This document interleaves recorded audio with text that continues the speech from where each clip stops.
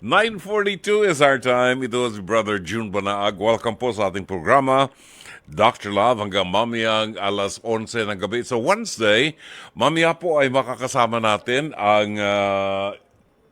yun, bakit kaya ganun? Sandali. Yun! Makakasama ko natin mamaya. Hilo pa ako. Makakasama natin si Fatima Soriano mamaya. Para tulungan ho tayo na pamunuan tayo sa ating reflections sa mabuting balita sa araw na ito ng Miyerkules. Ngayong araw na ito ay kapiyasahan ni St. Joseph of Cupertino. Yan. Sino ba si St. Joseph of Cupertino?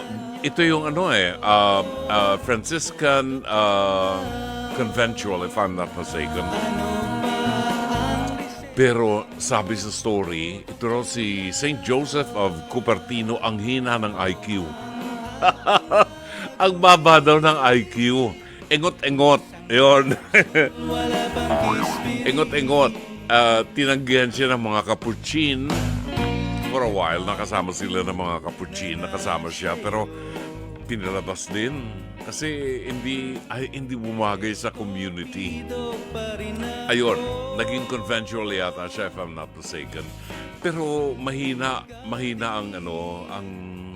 ang tililing. Pero talagang very saintly ang buhay niya, very humble. And finally na ordained siya na maging pare. So, he is a Franciscan priest. At ang kaibahan sa kanya, when he prays, nagle-levitate siya. Yun. Ano yung nagle-levitate? Tumataas. At ito ilang beses nakita ng mga kasama niya. Well, anyway, ngayon po ang kanyang kapiestahan. Ano ba ngayon? September 18. Tayo po ay napapakinggan sa 92.3 Radio 5 True FM sa buong Mega Manila. At tayo rin po ay sabay na napapanood at napapakinggan sa Facebook page ng 92.3 True FM sa Channel 19 sa Signal Cable. Pakishare din po ang live stream ng ating episode tonight. At siyempre mga kapatid, i-follow, like, and share ang ating social media accounts. Ito po ay at Radio 5 True FM sa X, formerly Twitter, Threads, Instagram, Facebook at TikTok. And don't forget, mag-subscribe po kayo sa Radio 5 True FM YouTube channels.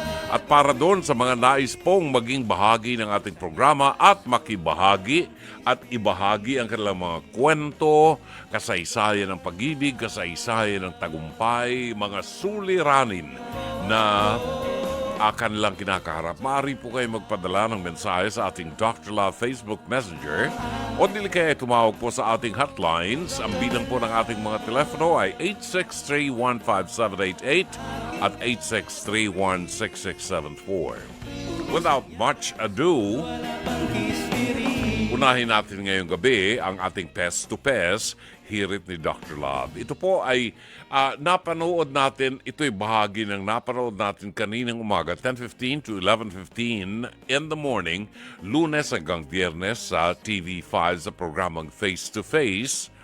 At meron po itong replays sa Signal TV 1PH Channel 1 alas 8 hanggang alas 9 ng gabi. Narito ang ating tampok na episode ngayon sa ating Pes to Pes, hirit ni Dr. Love. Ang title, Hoy! Magsaing ka! Magsaing ka, huwag kang batugan. Panoorin mo natin. Ano ho ang inirereklamo? Sino nirereklamo mo, Rose Ann? Giselle po ang hipag ko pong hilaw. Hipag mong hilaw. Ang pangalan ay si Giselle. Bakit? Anong problema? Sa tuwing nabili po ako ng bigas galing sa pagtitinda ko ng isda, ako na po yung nabili. Ang gusto po niya mangyari, ako pa pong magsaing. Ako pa pong gumawa ng gawaing bahay. Magkasama kayo sa bahay. Hindi po. Abay, bilangan to. Sa pagkikilos, sa pagluluto, sa paghuhugas, at pagsasaing. Ikaw lahat yon. Pero kasama mo siya sa loob ng bahay. Hindi po, magkabukod po kami. Magka? Bukod. Maisa lang po ang lutuan namin. Pati ang hugasan. Okay. Kasi nagtaka naman ako kung magkabukod kayo, ano kung ikaw yung sa sarili mong bahay. So, ang sinasabi mo, sa'yo lang, sa bahay mo, doon ginagawa yung pagsasaing, yung sa pagluluto. So, hindi siya tumutulong. Never po. siya nagluto. Baka hindi kasi siya marunong magluto. Hindi po, Rose Ann. paano lang po yung kanya, pag naisipan niya po, at saka po minsan kapag na niya na, kailangan makawa ka pa sa kanya na, tipo na magmakawa ka pa na, Sel, pwede mo, tulungan mo naman ako nito, pasuyo naman ako, kailangan maggaganong ka pa sa kanya. Eh, hindi naman pa pwede na gano'n dahil ako nagtitinda rin ako. Ano ba usapan nyo kasi sa simulat sa pool? Ang usapan po namin, Sel, dito ko na lang magluto at dito ko na rin maghugas. Dito na rin kayo kumain sa bahay. Ikaw namang nag-alok problema. nito, okay. Opo. Ang akin lang, tulong-tulong na lang tayo para sa atin din yun eh. O gano'n na kayo katagal na ganyan ang nag-usap kayo? Mga siguro magdadalawang buwan na. 2 buwan. Pero sa tingin mo hindi parang natupad yung usapan. Opo. Kaya ka nababad trip ngayon. Anong level na kayo ng nag-away na ba kayo? Opo. So, ano nangyari sa pag-aaway nyo? Bakit anong umpisa ng pag-aaway? Yun din po Sinita mo? Opo, hindi po sa pagsasaing nga po na akong utusan niya. Eh, galing po akong nagtinda po ako ng isda nun, kakauwi ko lang, dala-dala kong bigas.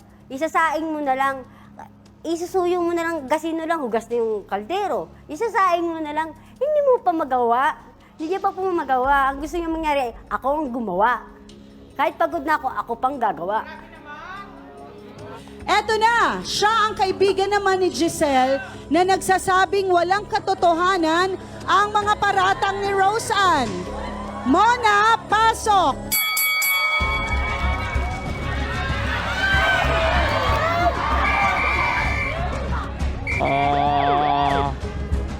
Mona, totoo ba na ang kaibigan mo ay hindi gumagawa ng gawaing bahay? Wala pong katotohanan yung binibintang po niya, yung mga sinasabi niya.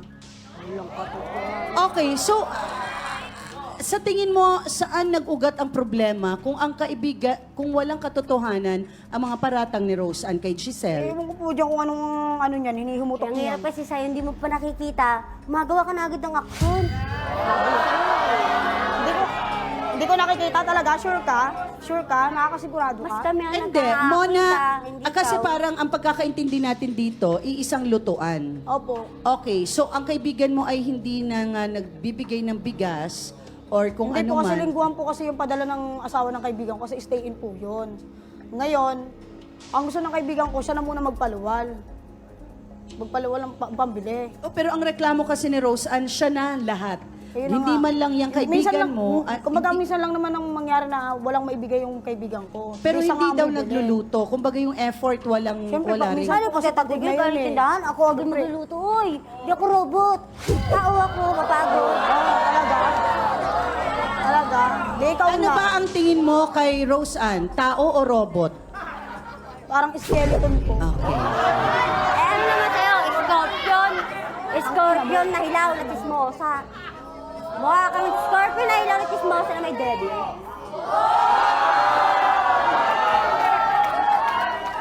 Yun bang pagkain mo sa bahay niyo, Rose Ann? Yung lahat ng niluluto niyo, sakop yung mga anak Opo. na. Para sa lahat lang po yun eh. 7 anak. So kung hindi ka nagluluto, kung si Rose Ann ang nagluluto, wala siyang anak. Wala po. Ang napapakain ni Giselle ay yung 7 niyang anak. So baka yun ang tinitignan ni Rose Ann na bakit siya ang Sa akin, gumagawa para sa lahat. akin ano lang Eh po mas yun eh, marami ang tulong ko sa kanila kumakain kay na Giselle. Tama ba, Mona? Opo. No choice, siyempre. Ayan tayo eh. No Ano choice. masasabi mo? No choice. Bakit no choice? Ba't no choice? Siyempre naman Nandiyan magigipit ka yun na. eh. Eh, harapin ginagatas mo na yun. yan. Nasa face to face tayo. ikaw wala kang ginagata. Siyempre, unawain mo rin Oo, yun. walang ginagatas. May nagpapagatas lang, di ba? May kinakain din ako, may binabayaran din ako, tulad ng panganganak ng kapatid ko. Hindi lang kayo ang iintindihin ko, hindi lang ang hipat Ba't kong kayo? iintindihin. Ba't kayo? Ba't di ka rin ba nakikikain? Nagkikain ako, sure ka? Alam mukha mo. At alam nga Alam mo, tumunga ka lang sinungaling doon. ka. Alam nga tumunga ka lang sa pintuan namin habang nagchichismisan kay ni Giselle, di ba? Ay, uy, huwag ka pumasok mo. Hindi bawal dito. Bawal dito yung yung gawain mo, huwag mo sa akin iba to. Yung gawain mo, huwag mo sa akin iba to. Okay, so nakikikain ka rin dun sa niluluto. Pag minsan po, nakakabutan ko sila na nagkakainin.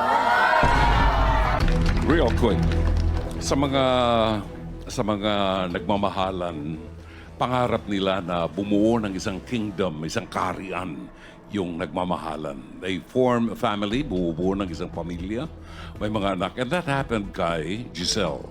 Pero Giselle, sa isang tao o sa mag-asawa na nagplano na bumuo ng pamilya, responsibilidad ninyo na maging independent. Hindi tayo dapat umaasa sa ibang tao. Kung may tulong na ibinibigay, pagpasalamat natin. Since wala pa kayong kusina, nakikiluto tayo sa kusina ni Giselle, marapat lang talaga na kahit anong anggulo mo tingnan, anak, marapat lang na makisama ka sa kanya. Paghugas ng pinggan, tama si attorney, sang-ayon ako sa kanya, i-schedule nyo ang inyong gawain. Otherwise, kung ayaw mo ng ganon, magpundar ka ng sarili mong lutuan, doon ka magluto sa bahay mo. Problema mo ang lahat ng kakulangan sa pamilya mo, hindi problema ni Rose Ann yun kasi meron din siyang sariling pamilya. Ang nangyari kay Rose Ann, hindi naman pinag-aawayan ng pagkain. She's willing to help you. Ang hinahanap lang niya yung kusang loob mong makita na may nag-e-effort ka rin na makapaghugas man lang ng pinggan o ng pinagkainan. Yun lang, maliit na bagay. Sana hindi masira, Rose Ann, ang pagsasama niyo, ang relasyon niyo, no? And I hope you're willing to forgive her. At siya naman, I think Rose Ann deserves an apology from you, no? Para mabuo natin, imbis masira ang ating pagiging magkamag-anak. Salamat. Maraming salamat, Dr. Love. Walang anuman, Mama Carla. Ganyan talaga ang buhay. Minsan, pagka nakakaramdam ka na ginagamit ka na, talagang lumalabas talaga, inilalabas mo na yung damdamin mo. Kasi pag alam mong ginagamit ka na, nakaka-offend talaga. Pero bilang isang mabuting Kristiyano, nandoon yung intensyon natin na tumulong. Di ba? Tumulong sa abot ng ating kakayanan. Yun nga lang, pag nakita mong tumutulong ka ng tumutulong, pero yung tinutulungan mo, wala namang interest na, to grow at umaasa na lamang sa'yo, nakakapundi. Di ba? Lalo na, halimbawa, kasama mo siya doon sa bahay, hindi, hiwalay siya ng bahay, hiwalay ng tirahan, pero kapag oras ng lutuan ng pagkain, pupunta sa bahay mo at doon kakain dahil ikaw ang may kusina. Sila walang kusina. Di ba? Nagtayo sila ng kanilang kaharian. Nagbahay-bahayan sila pero walang kusina. So, pagkakain na, pupunta sa'yo para makikain. Siyempre, okay lang naman, pag pagkain, hindi pinag-aawayan yun . Pag pagkain, pwedeng i-share. Yun nga lamang, sa isang normal na tao, kapag ikaw naman nakikinabang sa isang tao, magbanat-banat ka ng buto. Nakita mo nakikikain ka. Kanya na ang kanin, kanya pa rin ang ulam, pati patis, pati suka, kanya pa rin. Pagkatapos mong kumain, maghuhugas ka ng kamay, pagkatapos, aalis ka na. Paano yung kinainan? Di ba? Konsuelo na yon. Common sense lang yan. Konsuelo na yon nung nagluto ng pagkain na makitang ikaw naman nakikisama at yung pinagkainan ninyo, hugasan mo naman, tinamaan ka na magaling. Kunehong to. Yan ang sinasabi natin. Sa buhay ho natin ngayon, talagang pakisamahan tayo. Hindi maaaring kabig lang tayo ng kabig, di ba? At nais nating pasalamatan nga pala yung mga nakasama natin kagabi sa ating Pest to Pest, hirit ni Dr. Love, na mag-aalas 11 na ng gabi pinagpipilitan pang gustong magbigay ng kanilang opinyon dahil matindi ang galit. Mag-aalas 11 na ng gabi. Pero pa tayong liham kasaysayan, talagang gustong sumingit. Meron mga araw na ganyan. Ano ho ang pinakikita namin sa inyo? Bakit namin pinapakita sa inyo ang replays ng ating mga episodes of Face to Face na napapanood po sa TV5? Gusto lang po naming ipakita sa inyo na ito ang katotohanan at realidad ng buhay. Nangyayari po ito. Merong mga bagay na ganito ang nagaganap na hindi natin araw-araw nakikita. And sometimes nabibigla tayo pagka nakita nating nagaganap sa ating harapan. Di ba? So, mas maganda po yung mga programang katulad ng Face to Face sa TV5. Mas maganda pong panoorin sapagkat nakikita natin ang realidad ng buhay. Minsan kasi nakakonfine lang tayo doon sa loob ng ating bahay. Di ba? Okay, babalik po ang programang Dr. Love Radio Show at abangan ho natin mga kaibigan ang ating kaibigan at anghel ng programang ito si Fatima Soriano na siyang magli-lead sa atin sa reflections ng mabuting balita sa pagbabalik ng Dr. Love. Ganap ng alas 9:58. Pagkain pang-spiritual. Mga salita ng Diyos na nag-iiwan ng pag-asa, kapanatagan at kapayapaan. Pagkain pang-spiritual. Hango sa bagong tipan ng banal na aklat. Pagkain pang-spiritual.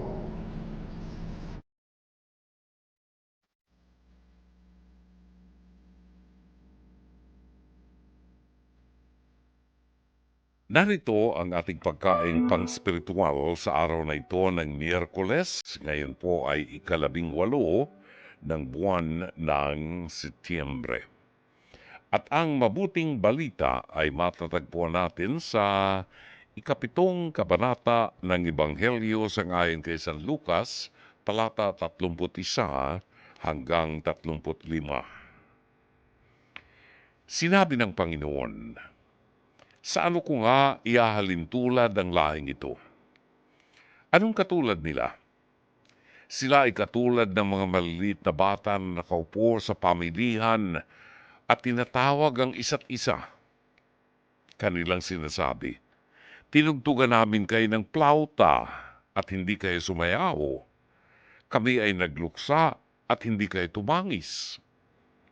Ito'y sapagkat ng si Juan na tagapagbautismo ay pumarito, hindi siya kumakain ng pagkain o umiinom ng alak, at sinasabi ninyo, siya ay may demonyo. Nang ang anak ng tao ay dumating, siya'y kumakain at umiinom. At sinasabi ninyo, siya ay taong matakaw at manginginom ng alak, kaibigan ng mga maniningil ng buwis at ng makasalanan. Subalit ang karunungan ay pinatunayang matuwid ng lahat ng kanyang mga anak." Mga kapatid, ang mabuting balita ng Panginoon. Pagkain pang-spiritual. Mga salita ng Diyos na nag-iiwan ng pag-asa, kapanatagan at kapayapaan. Pagkain pang-spiritual. Hango sa bagong tipan ng banal na aklat. Pagkain pang-spiritual.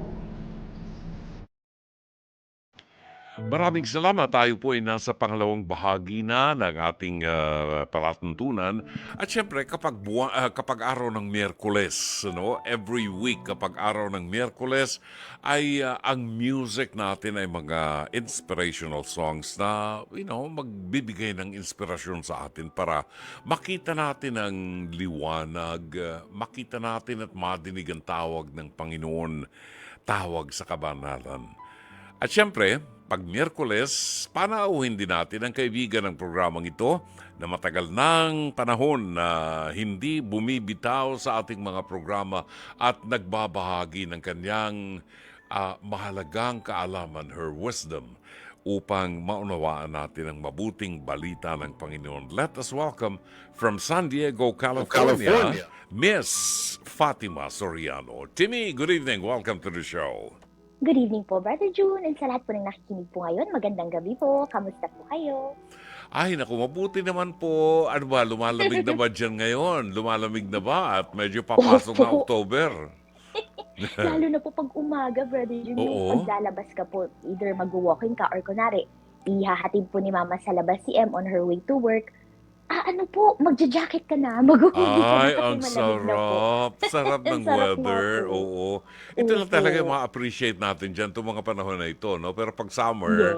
naku, andyan yung heat wave naman, di ba? Ay, opo, medyo hindi maganda. Minsan nakaka-apekto talaga sa kalusugan din po. Magkakaroon ka ng mga, dahil po change ng weather, magkakaubo ka, magkakasipon, or Oo. worse, magkaka-heat stroke ka. Oo, that's true. Opo. Talaga. Mhm. Well, Timmy, today is the feast day of St. Joseph of Cupertino. Ito yung, ito yung pari na nagle-levitate, di ba? Ito yung Opo, that's umaangat right. kapag nagdarasal siya. Ganyan. Yes. Saint Joseph of Cupertino. At ang ebanghelyo natin ngayon na pagninilayan, Timmy, ay yung buhat sa ebanghelyo sang ayon kay San Lucas, yung hinggil dito sa mga binibigyan ng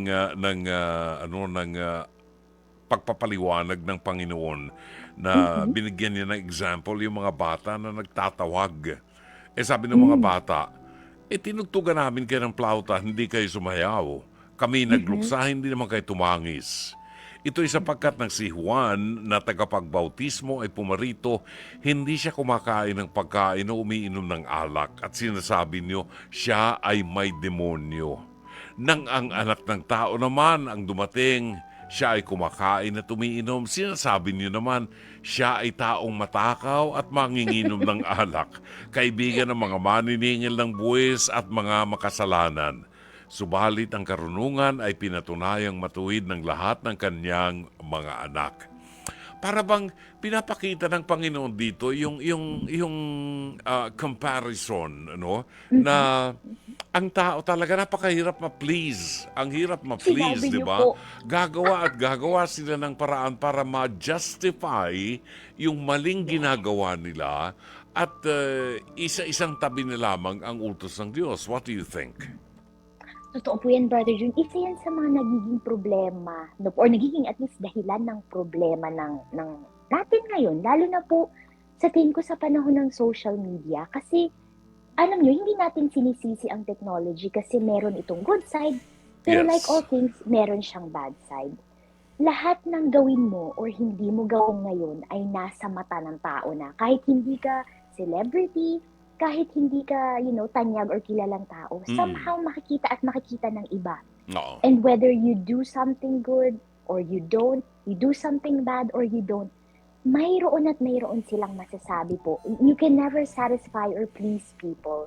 And also, 'di ba? Kaya po bakit tayo mamumuhay trying to, make ourselves into this image na quote magugustuhan ng mga tao. Oo. Ang kailangan naman nating i-please si God. Oo. And Tama.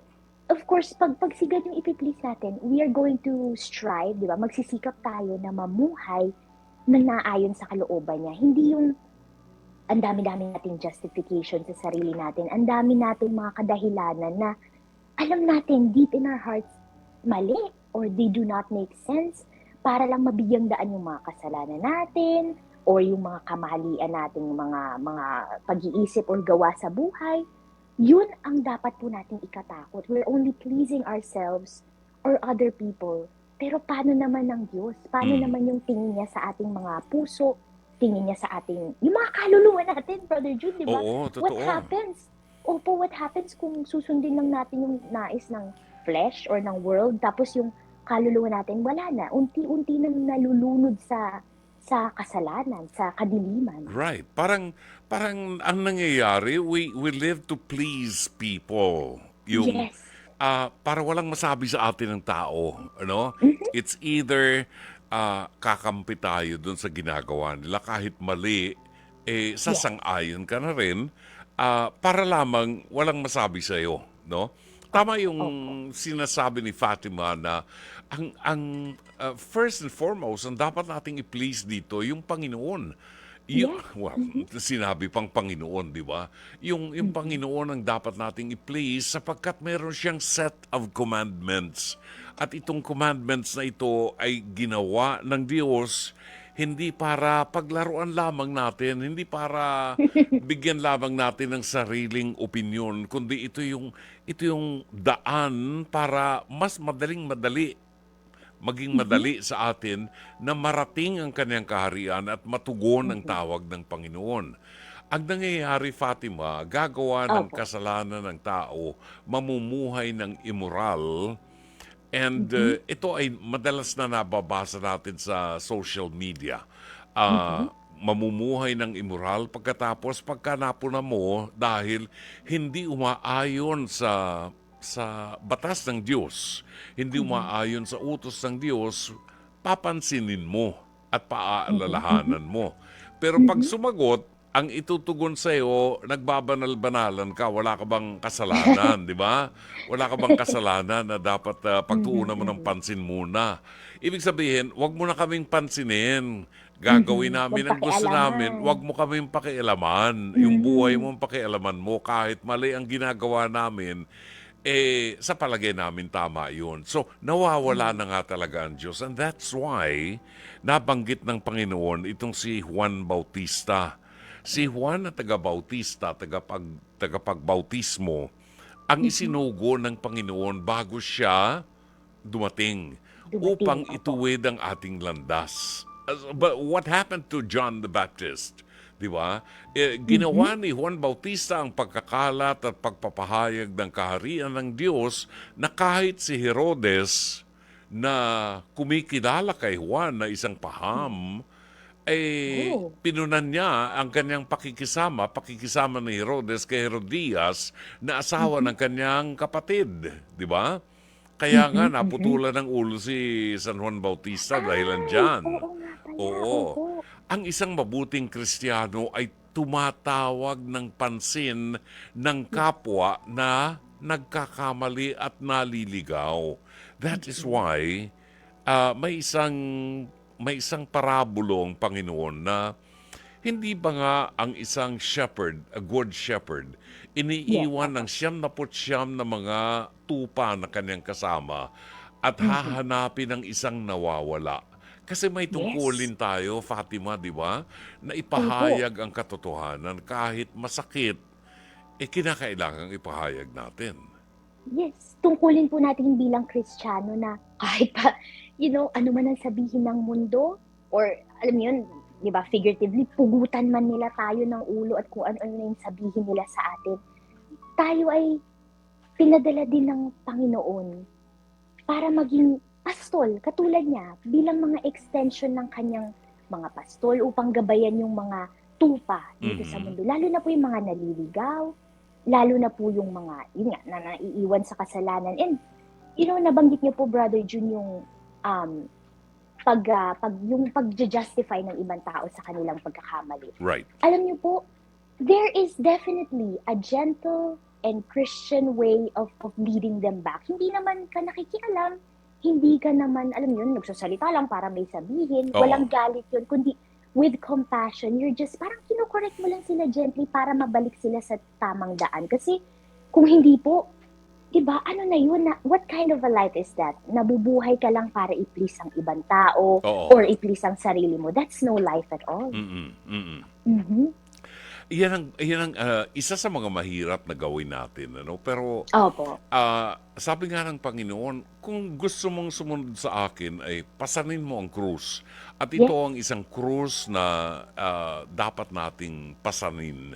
Yung kahirapan ng pagpapahayag ng mabuting balita. That's why we have martyrs in the church. Yan ang role ng mga martyrs, ano? Yan ang role ng isang Kristiyano dahil ito'y bahagi ng misyon na tinatanggap natin during baptism, no? Yes. Hindi tayo maaaring manahimik lamang, hindi tayo maaaring maupo lamang, kinakailangan kumalabit tayo paminsan-minsan doon sa mga naliligaw, no? Pero ito ay isang malaking paghamon ngayon, Fatima, sa katotohanan, isang malaking paghamon sa trend ng tao ngayon. I don't know if this is we are in the final stages of the end of time, sabi nga nila. Pero nakikita natin ang tigas ng ulo ng mga tao ngayon na gina-justify talaga yung mali at they come up with different terminologies para lamang ma-justify yung kamalian. Kaya natin sinasabing mali sapagkat ito'y hindi umaayon sa utos, sa batas ng Diyos, di ba, Fatima? Opo. And it is, ano talagang, Brother Jun, aminin man natin o hindi, di ba, we live in a world na may, talagang our generation is stubborn. Every generation, mayroon at mayroong ide-deny, mayroon at mayroong hindi tatanggapin na sayang naman kasi kautusan pa ng Diyos. And alam niyo po, tama kayo, isang matinding at hindi mahirap na responsibilidad bilang Kristiyano itong naiata sa atin. And pag di natin siya ginawa, di ba, are we truly living the Christian life? Kasi nahayaan lang natin yung mga kapatid natin na mawala, maligaw, mapunta sa kasalanan. And it's not easy. Pero eto, tama po kayo, binigyan na tayo ng direksyon, ng halimbawa kay John the Baptist, kay Jesus mismo. Oo. Di ba po, siya ba'y naging madali ba para sa kanya na iproklama yung gospel, na igabayan ng mga tao patungo ulit sa Diyos Ama? Hindi, po, nire-reject siya. Oo. Kung ano-ano ang tinatawag sa kanya, sinasabi tungkol sa kanya, kahit sarili niya nga pong hometown, hindi siya tinatanggap. That's right. So, nagiging kaisa natin dun si Jesus, di ba? Kung di naging madali sa kanya, paano pa kaya sa atin na ginagabayan niya naman at binibigyan niya ng mga tuntunin, ng instructions. And we have the Holy Spirit na kung kayang-kaya po natin yan kung talagang sisikapin lamang natin. Yes, Fatima, there is also the sin of omission, no? Yes, At ito yung definitely. ito yung pumapasok sa isip ko that when you see something wrong, you are tasked by the Lord and the Holy Spirit to stand up and say what you see is wrong, you know? Because if you don't do that, then you are committing a sin of omission. Yes. Hindi po And hindi pwedeng po ba palampasin. Go ahead. Yes po, Brother June. Go ahead, Timmy. Go ahead. Di ba po kapag ka rin hindi ka nagsispeak out about something that you know is going wrong, hindi ba po parang in a way, ine-aid mo na rin, yung parang may kamay ka na rin dun sa paggawa ng kamalian na yun kasi hindi mo siya hininto, Kasama hindi mo siya ka na. pinigilan. Kasama Opo, ka na. parang ganun, Oo. di ba? Oo. Opo. So, may tungkulin ng bawat isa. At maaaring madinig natin sa kanila na para kang kung magsalita ka, para kang santo, para kang banal. O nagbabanal-banalan ka, things like this. Yun ang paraan nila, yun ang reaction nila, yun ang reaction ng Diablo, no? Ilalayo niya ang issue. Ilalayo niya ang usapan doon sa topic. Kundi, he will make you feel guilty. Yes. That's the role of the devil. Opo. Kung ano, Brother Juno, kung sasabihin lang nagbabanal-banalan ka, makasalan, hindi, alam nyo, ako ang mauunang, di ba, pwede natin sabihin bilang Kristiyano, I will be the first to tell you na ako'y makasalanan. Ako'y hindi banal. Nagsisikap nga lang ako na masundan ang daan ni Hesukristo. Ngayon, pag hindi ko to ginawa, then I would fail. Kasi responsibilidad ko to at tungkulin ko. Kaya ako ginagawa. Oo. Hindi para sa sarili ko. Hindi para maging, yung holier than thou. Naku, ayaw ni Jesus yan. Oo. Kundi para magabayan din lahat tayo mag-grow, into holiness, into purity. But may hangganan yan, palagay ko, Timmy, dahil sinabi rin ng Panginoon, huwag mong ibigay ang perla sa baboy. Kasi hindi alam ng baboy ang halaga ng perlas. Tatapak-tapakan lang ng baboy ang perlas. That is true. But what is important for us to do is to inform them and let them know yung kamalian ng mali na ginagawa nila. Yun ay tungkulin natin bilang isang mabuting Kristiyano at kasama sa misyon natin yun nung tayo ay binyagan na nakikiisa tayo sa pagkapari, sa pagkahari ni Kristo at sa pagkapropeta niya. At dahilan doon, tayo ay nagpapahayag ng katotohanan.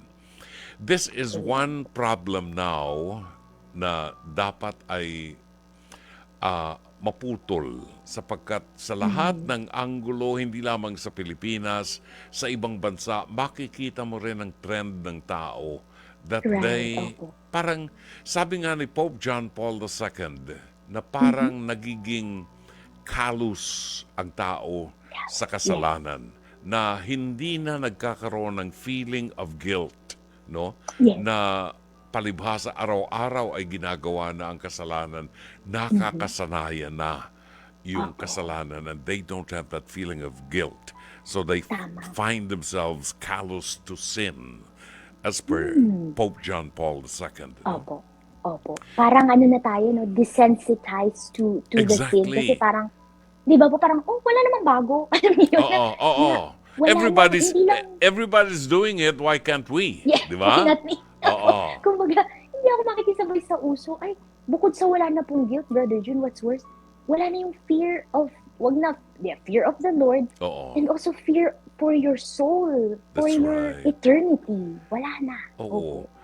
I wonder if people still think, I wonder kung naiisip pa rin ng tao yung pinakita ng mahal na birhen kay Lucia, kay Francisco, sa Fatima, nang makita nila yung impyerno, no?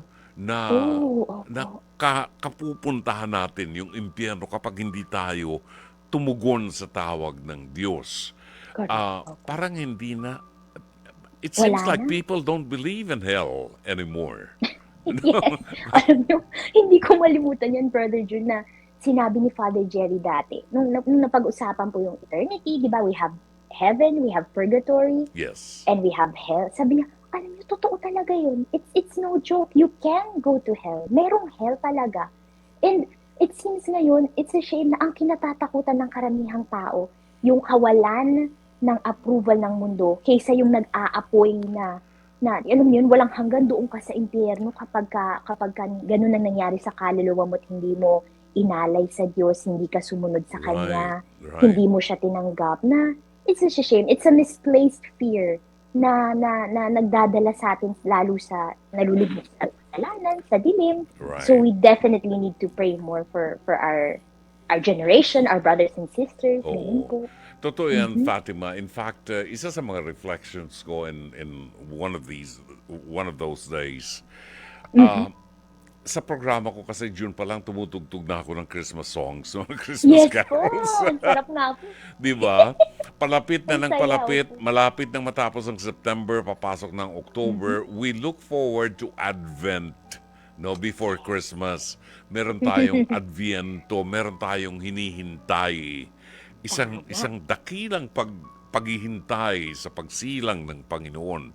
Sana maunawaan ng tao na itong Adviento na ito ay hindi lamang preparasyon para sa malaking celebration ng Christmas sa daigdig, kundi Adviento, isang paghahanda sa paghihintay natin sa pagsilang ng Panginoon. Sana wag nang dumating ang December 25 bago isilang si Kristo. Sana October 1 pa lamang isinisilang na si Kristo sa mga puso natin, di ba? And so, Amen, Brother Jun. yes. And so we ask Fatima to help us. Tulungan mo kami na isama natin sa ating panalangin na mabago ang takbo ng kaisipan ng daigdig, na hindi natin ma-please ang daigdig lamang, ano? Kung hindi ma-please natin ang Diyos sapagkat siya ang pinakauna na dapat na nasa isipan natin. Sa mga taong nawawala ng pag-asa, makiisa po tayo sa panalangin ni Fatima Soriano. Timmy? In the name of the Father, and of the Son, and of the Holy Spirit. Amen. Amen. Dear Lord Jesus, maraming salamat po. Kayo po ang aming mabuting pastol. Kayo po ang nagmamahal sa amin ng walang sawa, walang humpay. Na kapag kami po ay naliligaw, lahat po ay inyong iiwanan upang kami akayin pabalik sa inyo. Lord, kami po ay nakatira sa isang mundong naliligaw pa rin hanggang ngayon. Naliligaw sa kasalanan, sa kamalian, at kung minsan po hindi na namin alam, ngunit nalalayo na pala kami sa katotohanan. Lord, gabayan niyo po kami at buksan ninyo ang aming kaisipan at puso upang matuto po muli kaming makinig sa inyo. Upang matuto po kaming sumunod muli sa inyo. Upang magkaroon po ulit kami sa aming mga puso ng pananalig at maging ng takot rin. Hindi lang po sa inyo, kundi sa maaaring mangyari sa aming mga buhay, sa aming kaluluwa, kung kami po ay malulubog pang lalo sa kadiliman. Lord, we know that you love us. And so we pray that you guide us. Turuan niyo po kami na mabuhay na sa inyo lamang nagmamahal at naglilingkod, to please and love only you, Lord, and not just to follow the crowd and to follow the trend. Kasi kung palagi po namin susundin ang mundo, kami po'y mapapagod. That's no life, Lord Jesus. We're always running from one place to another, trying to find something that will never bring us true joy and peace, the way that you always give us true joy and peace. Kaya po, turuan niyo po kaming kumapit sa inyo upang makamit namin ang kapayapaan at kaligtasan na naghihintay po para sa aming lahat. Upang makamit ng aming mga puso ang kapayapaang patuloy po nitong inaasam. Upang araw-araw, maisilang po kayo sa aming mga puso, sa aming mga buhay, at maisalarawan din namin ang inyong mukha at ang inyong pagmamahal sa aming mga kapatid. Amen. Amen. Maraming salamat, Fatima. Thank you so Thank much. you po, Brother June. And we hope to see you again next week sa ating Yes, po. programa. Maraming Looking forward to salamat. it And po. send my regards to the whole family. Makakarating po sa inyo rin family, Brother June, our love and prayers. God bless you po. God bless you too, TV. Maraming salamat. Naging panauhin po natin Fatima Soriano all the way from San Diego, California sa kanyang paglilid sa atin sa isang napakagandang reflections. Magbabalik po ang programang Dr. Love, ang ating oras, alas 10:34. Ang ating oras ganap ng 20 minuto bago alas 11 ng gabi. Magandang gabi sa inyo. Ito po si Brother June Banaak ng programang Dr. Love dito po sa 92.3 Radio 5 True FM. Narito ang ilan sa mga nag-react sa ating face-to-face hirit ni Dr. Love, si Macario de la Cruz Jr. Para sa akin, gagawa ako ng lutuan kasi nga naman yung kapitbahay, di ba, nakikiluto na lamang. Actually, hindi naman nakikiluto. Talagang dumadayo na siya ng pagkain sapagkat nagluluto na yung kapitbahay. Ang ikinasasama lang ng loob, hindi naman siya tumutulong at least maghugas man lang ng pinggan. Yun, common sense ba, di ba? Sabi ni Lynn ng Brussels, Belgium, sabi ni Lynn, ganyan talaga mga tao makapalang mukha, walang pakialam. It happened to me. Free house na nga, hindi pa malinisan. Nakakainis po yan talaga, nakaka-relate ako. Ayan, sabi ni Lynn, may tanong lang po ako, sabi ni Lynn. May mga anak na pinalaki ng parents ng maayos.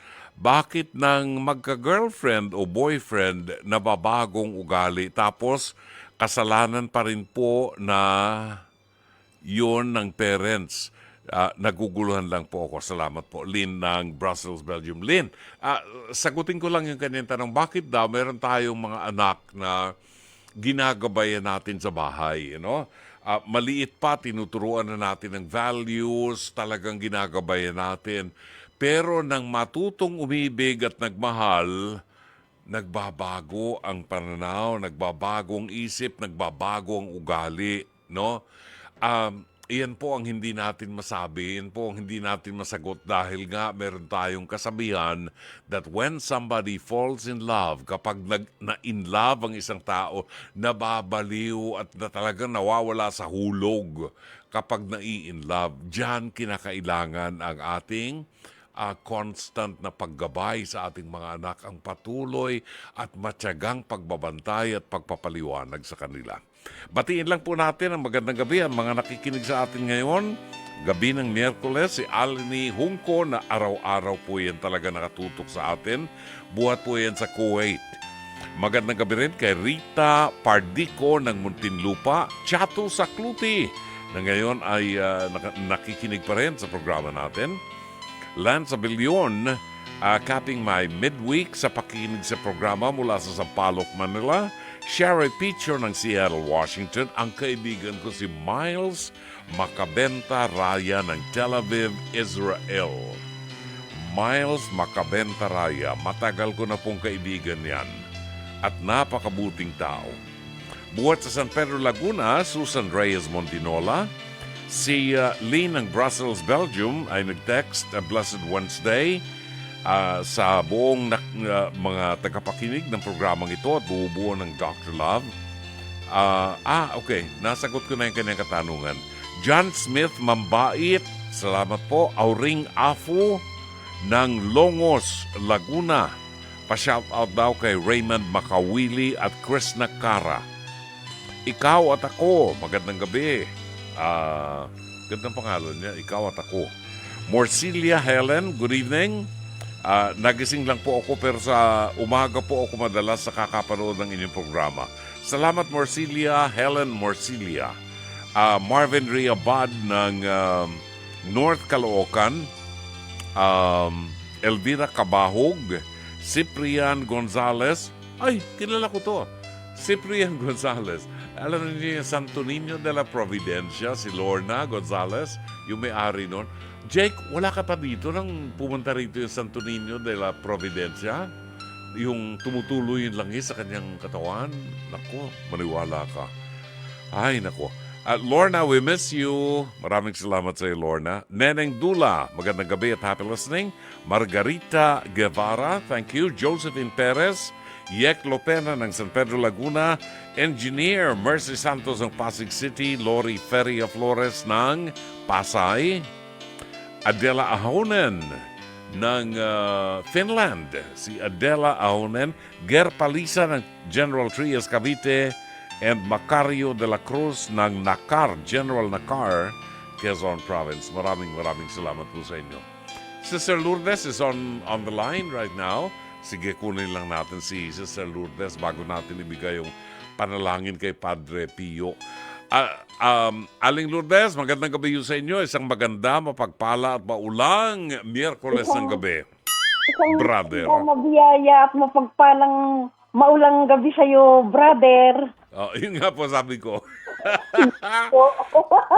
Napatawag kay Aling Lourdes.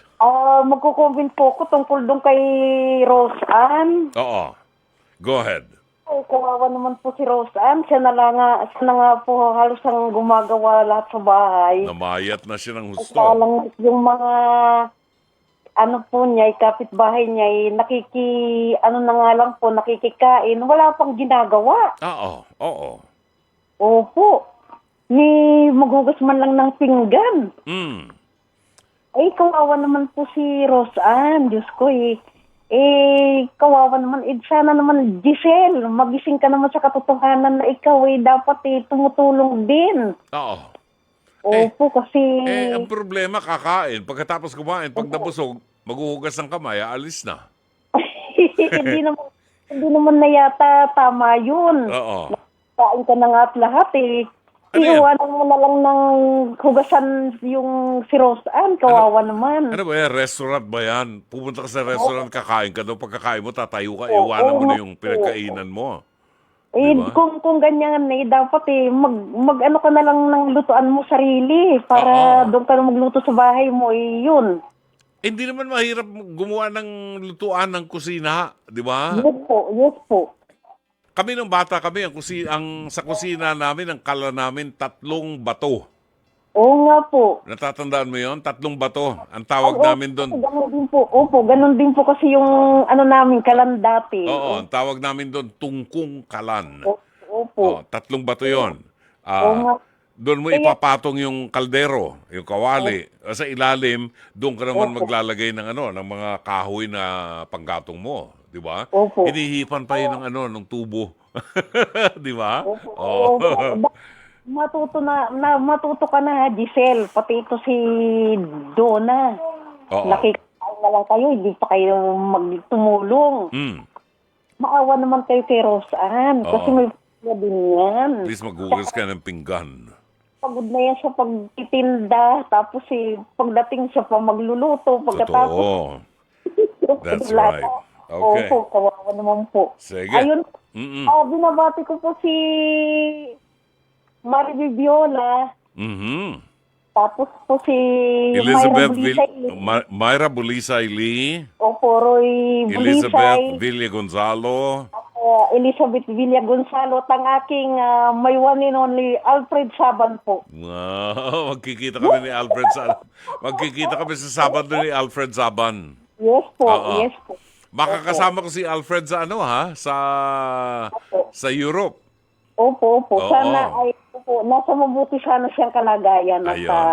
Opo. Yon, Alfred, sana raw nasa mabuti kang kalagayan. Opo. Sabi ni Opo. Aling Lourdes. Talaga, iba si Aling Lourdes talaga. Karengkeng! Opo, Sige. God bless po. Okay. Maraming salamat, Aling Lourdes. Thank you. Nalimutan niyang batiin si Lanza Bilyon. Patay ka. Aling Lourdes ka. Alright, 10:47 is our time. Narito ngayon ang pinakahihintay na panalangin para sa kagalingan. Ito po ay we ask our listeners, especially yung may mga karamdaman, yung mga may karamdaman na hindi na ho makapunta sa ospital dahil sa kawalan ng pera, o hindi na makabili ng gamot, at mga ilang panahon lang naghihirap, nagsasuffer because of their or whatever nararamdaman o karamdaman nila. Ang mga bagay na ito ay pinaniniwalaan po natin na ang Diyos ay mapaghimala, ang Diyos ay may dakilang puso, ang Diyos ay maawain na maaaring ipagkaloob sa atin ang ating kahilingan kung ipagkakatiwala natin sa Kanya. Ang mga santo ay instrumento ng Panginoon upang ipanalangin tayo.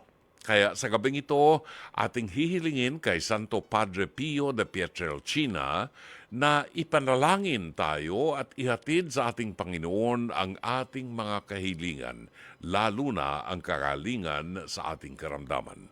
Narito ang panalangin para sa kagalingan kay Santo Padre Pio. Panalangin para sa kagalingan kay Santo Padre Pio. Sa sandaling ito ng inyong panalangin, damahin niyo ang presensya ng Diyos. Ang presensya ng Diyos Ama, Anak, at ng Espiritu Santo. Damahin niyo ang presensya ng Diyos Anak, ang bugtong na anak ng Diyos, nagkatawang tao tulad mo. Buksan ang iyong puso. Ilahad sa Diyos ang lahat ng iyong mga sugat, ang iyong mga pangangailangan, at mga hinaing. Kasama ng iyong mga sugat sa puso, ng iyong mga pagdurusa at ng iyong mga pangangailangan. Ilarawan mo sa iyong isipan na ikaw ay nakatayo sa harap ni Padre Pio. Mahal kong Padre Pio, ngayon ay lumalapit ako sa iyo upang isama ang aking mga panalangin sa libu-libong mga panalangin na iniaalay sa iyo araw-araw ng mga taong nagmamahal at nagdedebosyon sa iyo sa buong daigdig.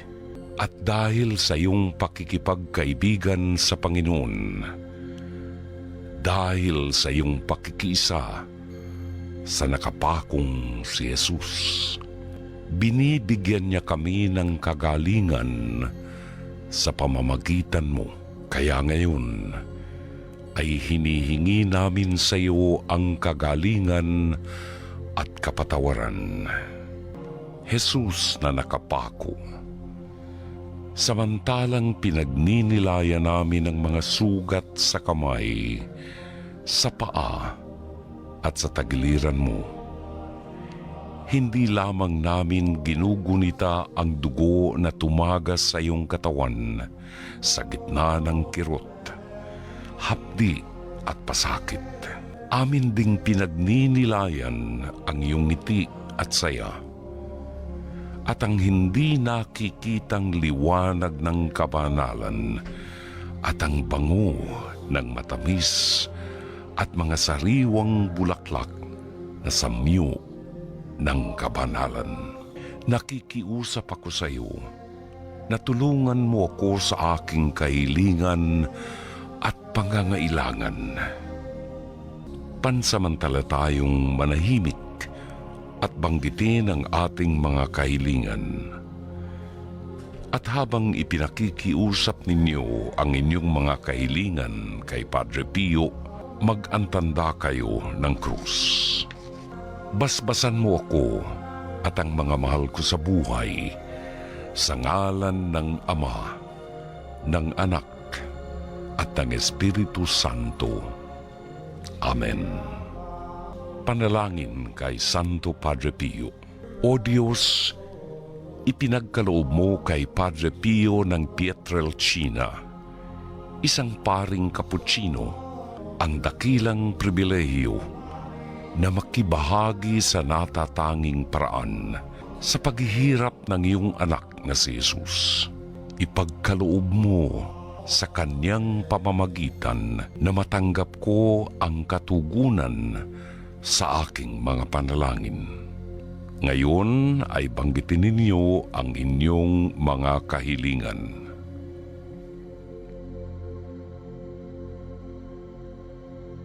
Nabuong puso kong ipinagkakatiwala sa iyo. Subalit, higit sa lahat, bigyan mo ako ng biyaya na mabuhay nang naaayon sa kamatayan ni Jesus at ng kanyang muling pagkabuhay upang ako'y makarating sa kalwalhatian ng kanyang muling pagkabuhay. Luwalhati sa Ama, sa Anak at sa Espiritu Santo. Amen. Luwalhati sa Ama, sa Anak at sa Espiritu Santo. Amen. Luwalhati sa Ama, sa Anak at sa Espiritu Santo. Amen. Danny Homson at nilapatan ng musika. Ang awiting Santa Filomena inawit ng Franciscan Sisters at ni Sally Bautista. Bago tayo magpaalam, gusto ko lang pasalamatan yung na-meet namin kanina sa Bulacan State University na bumiyahe pa siya para ma-meet lang ako ng personal. Maraming salamat. Ngayon lang daw siya nakauwi ng bahay. Si Ray Mungkal ng Bulacan. Paring Ray Mungkal ng Bulacan. Maraming salamat sa iyo. At sana'y magkita tayo uli pag ako'y babalik dyan sa Bulacan. Thank you so much. It was a pleasure meeting you this afternoon. Maraming salamat, Ray. Bueno, hanggang dito na lamang po at kami magpapaalam na. Magbabalik po kami bukas alas 9:30 hanggang alas 11 ng gabi. Dito rin po sa 92.3 Radio 5 True FM para sa Panghuwebes sa pagtatanghal ng palatuntunang Dr. Love. Sa ngalan po ng ating buong production staff at sa panguna ng ating General Manager ng Nation Broadcasting Corporation, Mr. Raul de la Cruz, ang head ng ating Programming and Production, Alvin Maanyo, ang ating Operations Manager, Cherry Baile, ang ating Producer, Jake Bacud, si sino ba ngayon? Direk Joey Perez pala ngayon ang kasama natin. Wow! Kaya pala iba ang touch, ano? Ang ating radio studio technician, si Rome Ortigas, ang ating ORAD operator ngayong gabi, si Rodel Makatangay. At ang ating PA at avid operator na si Jarian Manipon. Ito po naman ang inyong lingkod, Brother June Banag, OP. Hanggang bukas muli, magandang gabi. Maraming salamat. Shalom Aleichem.